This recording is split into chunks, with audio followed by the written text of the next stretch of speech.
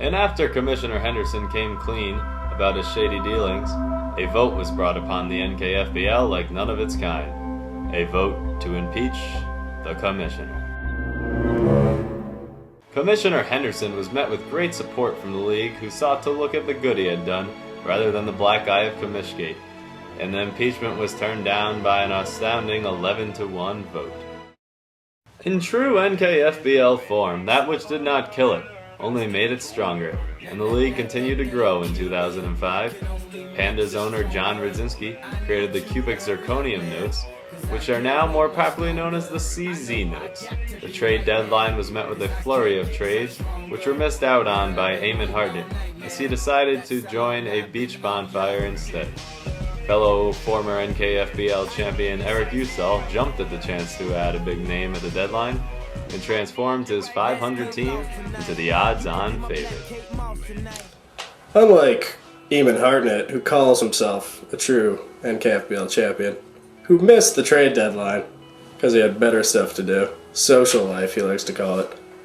Me and myself, I had to add some hitters. I had my worst draft probably ever. Eric Chavez was a bust, Aubrey Huff was a bust. It was just a bad draft overall. So I had to add some firepower. I traded for A-Rod, Manny, Pronk, and Cito, all who dominated the second half. Pronk single-handedly carried me over Pat in the wildcard round with 7 home runs that week. I won the title because I had the determination to make some trades, unlike Eamer. The Badass Bombers went on to capture their second NKFBL title in 3 years by beating the Rhode Island Red Rockets and leaving them and the Friars as the two-time NKFBL champions. The 2006 season started with what had turned into an NKFBL off-season tradition, the exit of old members and the entrance of new faces. After losing to Usall in the championship the previous season, Ryan Berard was axed from the league for the second time. Non-factors Andrew Charbonneau and Connor Hartnett were also shown the curb. To replace them, Commissioner Henderson brought in highly regarded Bradley McCullum from the Yahoo Public Leagues, and along with Billy Riley's boss from Dave's Marketplace, Mike Paoloa. The 2006 season also brought the NKFBL the return of Brian Sullivan. Sullivan was wrongly blacklisted due to Commissioner Usall thinking that he did not pay for his league fees in 2004. Later, Usall realized that it was John Whaley who did not pay. My bad. As well thought out as the new changes were, they wouldn't last long. The season started off with a bang from the roadie Rampage as they shattered almost every former offensive record by batting .400 for Week 1, along with slugging .697 behind the big bat of Chris Shelton, who had .700 for the week with 5 home runs and 9 RBIs. Just as the season was getting into its stride, one of its members failed to make it out of Week 3.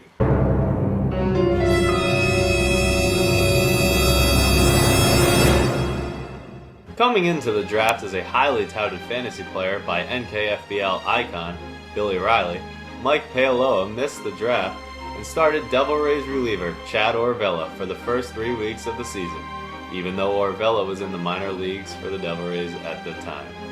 The commissioner acted quickly. I listened to Billy Riley. That's the first time I went wrong.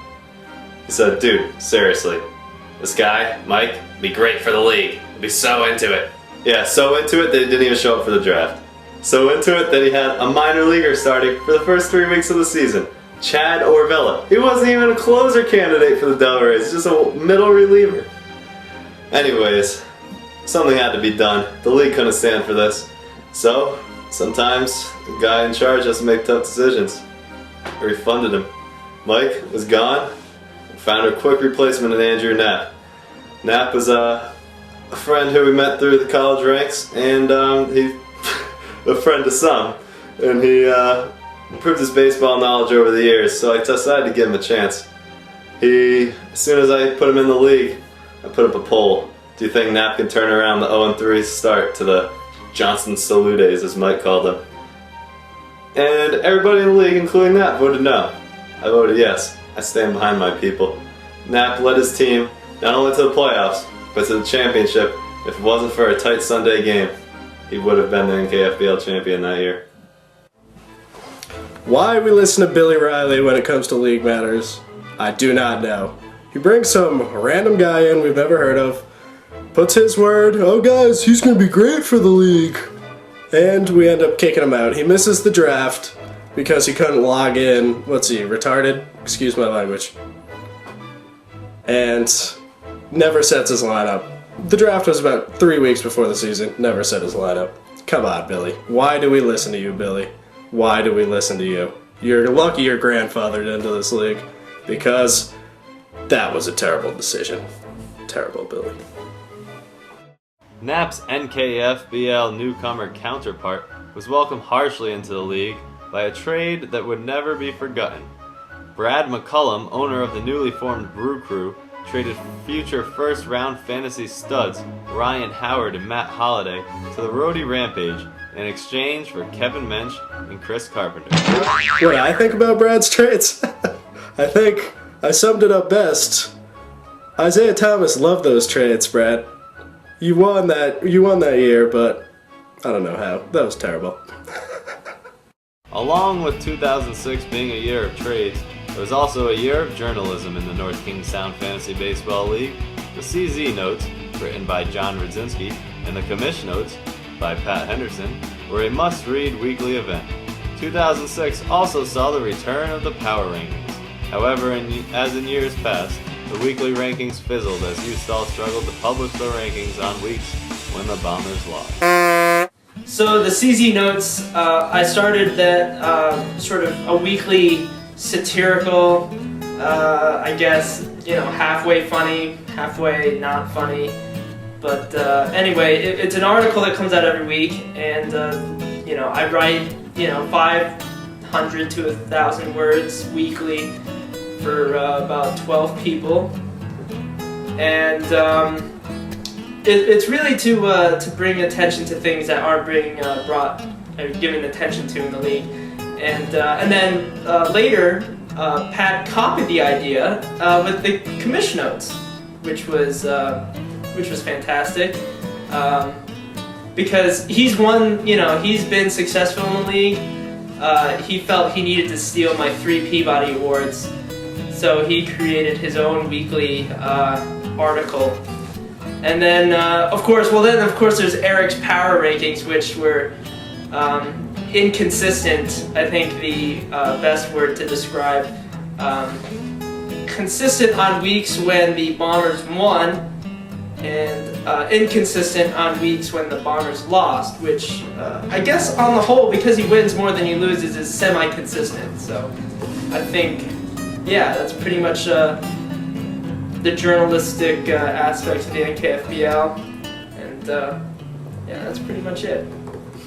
Brad's awful trade did not kill his inaugural season.